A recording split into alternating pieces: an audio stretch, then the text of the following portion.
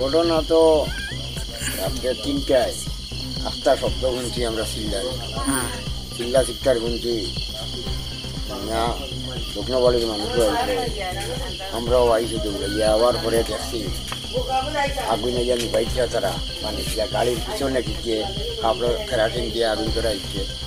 দোকান আসলো, দোকানের তেরপালও আগুন ধরাইছে, ভিতরে আগুন ঢুকছে না।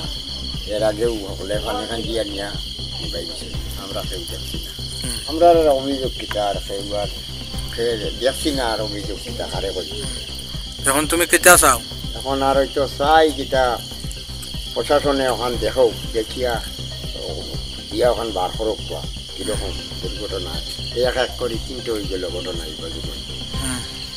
ও ফেনির ধরাই দিলা দিন আগুন বাড়ির দিনের গরু আগুন ধরাই দিল বুঝিয়ে।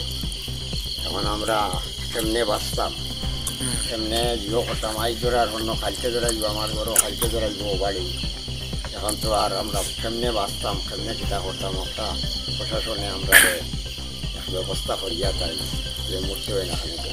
মাত্র গাড়ি ওটানি, গাড়ি ওইটা আর দোকান ওটানি।